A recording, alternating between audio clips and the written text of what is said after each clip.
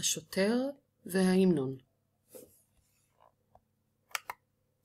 על ספסלו בכיכר מדיסון נס סבוני בדאגה כשאווזי הבר קוראים קריאות רמות בלילות וכשנשים ללא פרוות מתחנפות לבעליהן, וכשסבוני מתנועע בדאגה על ספסלו שבפארק אתה יכול לשער שהחורף ממשמש ובא.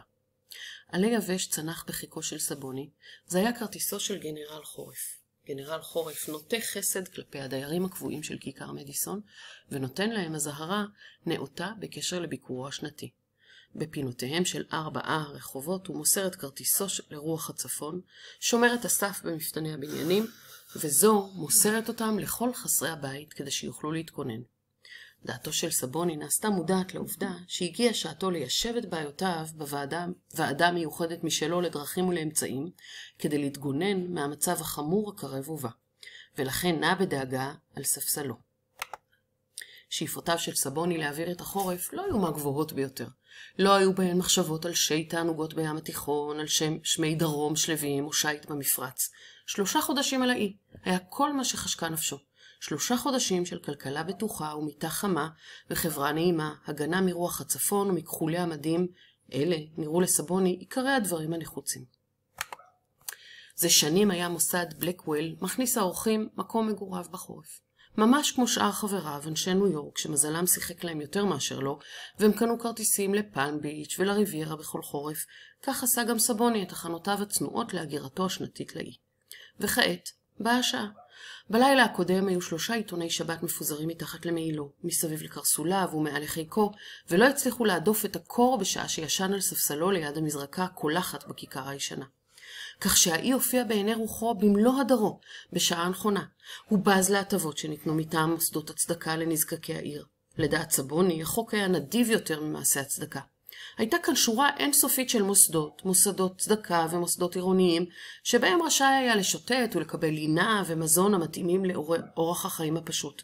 אך למישהו בעל רוח גאה, כמו סבוני, היו מתנות הצדקה למעמסה. אם לא במטבע, חייב אתה לשלם בהשפלה ובהכנעה לכל מענק שקיבלת בזכות הצדקה. כל מיטת צדקה תבעה מס באמבטיה, וכל כיכר לחם תבעה ממך לשלם באינקוויזיציה פרטית ואישית. לכן, מוטב היה להיות אורח החוק, שאף על פי שהוא מתנהל לפי תקנות וחוקים, אינו מתערב יותר מדי בענייניך הפרטיים. כשהחליט סבוני ללכת אל האי, הוא התחיל מיד להגשים את מטרתו. היו הרבה דרכים קלות לעשות זאת. הדרך הנעימה ביותר הייתה לשרוד סעודת מלכים באחת ממסעדות היוקרה, ואז, אחרי הכרזת חדלות פירעון, להיות מוסגר בשקט וללא מהומה לשוטר. שופט אדיב כבר יעשה את השאר. סבוני עזב את ספסלו ויצא לאיתו מהכיכר לאורך רחוב האספלט בגובה פני הים, במקום שבו ברודוויי והשדרה החמישית מתמזגות. בברודוויי הוא פנה ועצר ליד בית קפה נוצץ, במקום שבו נאספו מדי לילה מיטב תוצרת העינב, המשי והמין האנושי. סבוני היה בטוח בעצמו מהכפתור הנמוך ביותר בעפודתו ועד למעלה.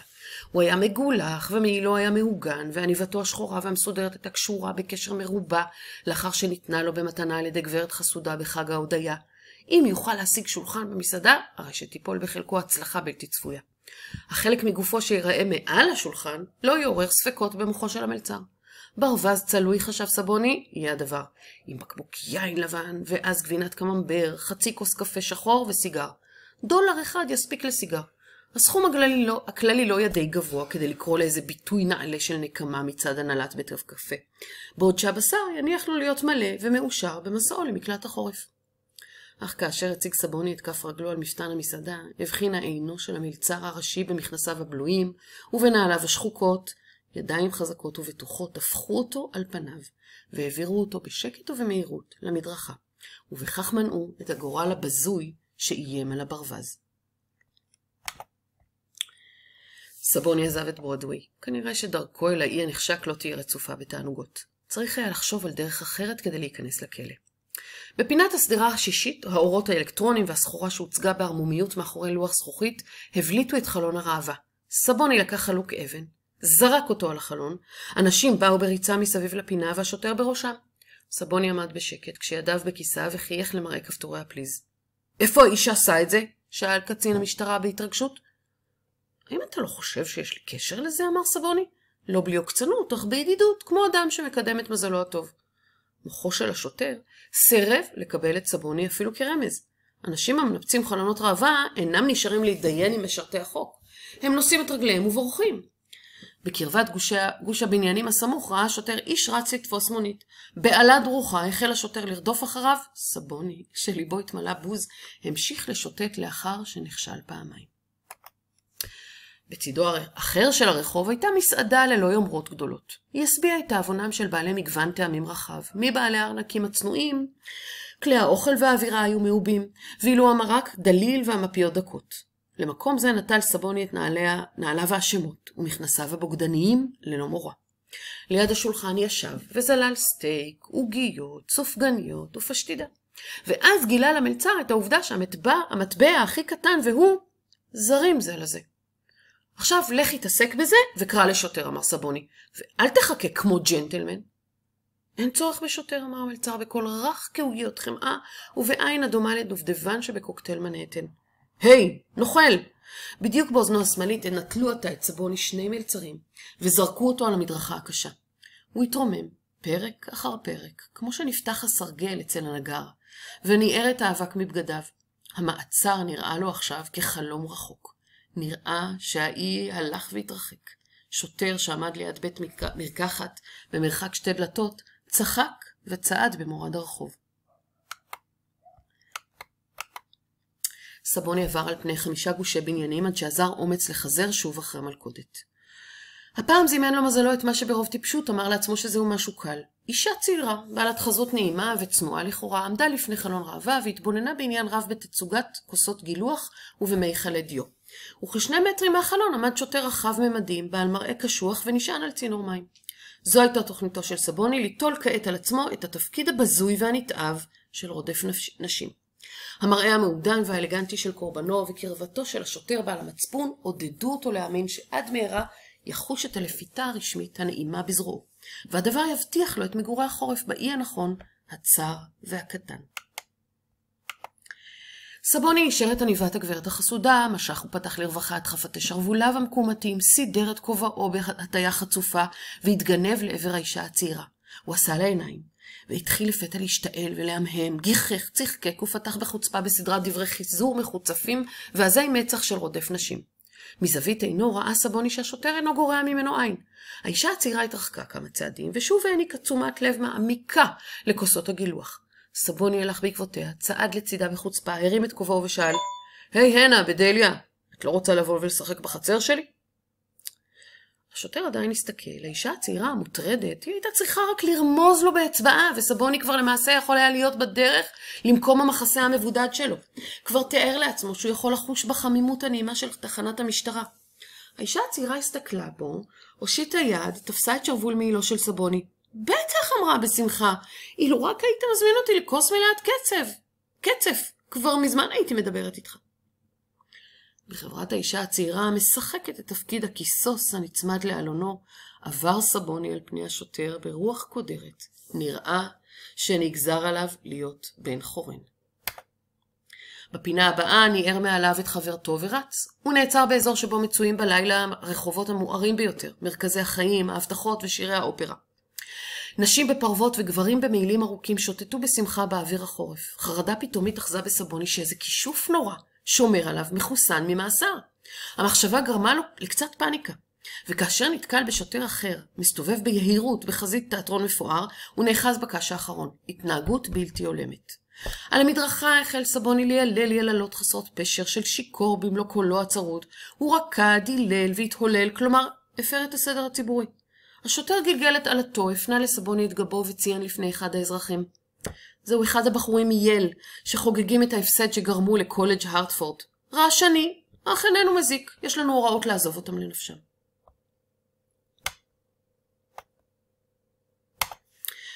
חסר ניחומים, הפסיק סבוני את התרוצצותו חסרת התכלית. האם לעולם לא יניח שוטר את כף ידו עליו? בדמיונו נראה לו האי בלתי מושג, כחלום רחוק. הוא כפתר את מעילו הדק מול רוח הקרה. בחנות סיגרים ראה סבוני איש לבוש היטב מציץ סיגר באור מהבהב. את מטריית המשי שלו הניח ליד הדלת בשעה שנכנס. סבוני נכנס פנימה, תפס את המטריה והחל לטייל עמה בחוץ להנאתו. האיש לאור הסיגר עקב אחריו במהירות. המטריה שלי, אמר בכעס.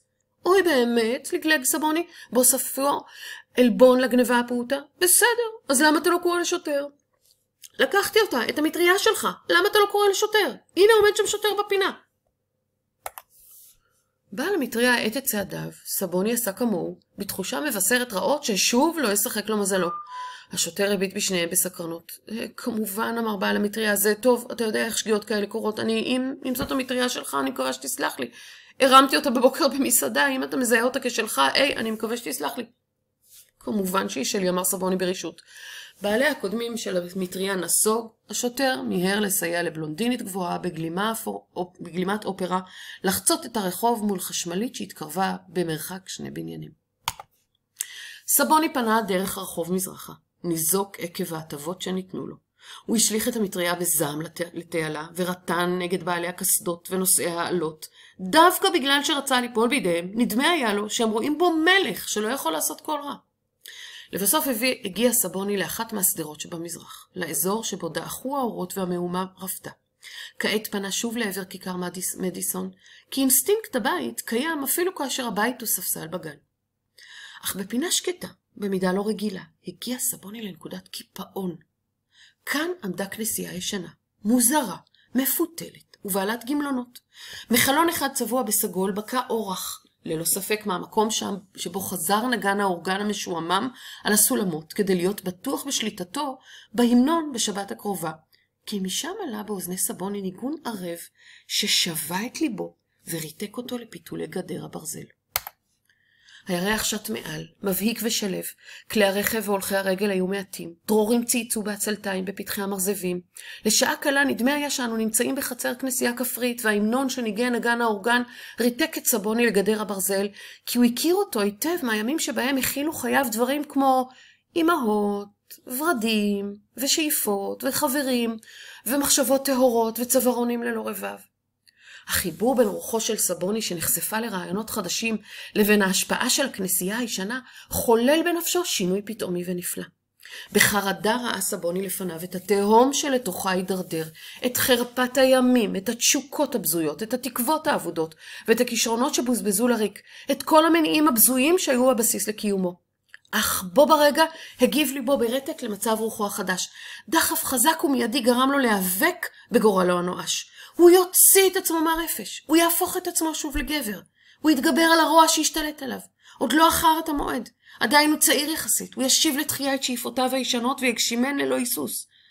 צלילי האורגן הללו, כבדים אך בה במידה ערבים, גרמו למהפכה ברוחו. מחר ילך למרכז העיר וימצא עבודה. יבואן פרוות הציע לו פעם עבודה כנהג. הוא ימצא אותו מחר ויבקש את המשרה. הוא יהיה מישהו בעולם. הוא יהיה... סבוני הרגיש ביד שהונחה על זרועו. הוא הסתכל מסביבו במהירות וראה פנים רחבות של שוטר. מה אתה עושה כאן? שאל השוטר.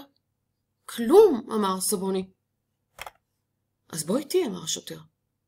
3 חודשים הלאי, בעוון שוטטות, פסק השופט למחרת בבוקר בבית המשפט.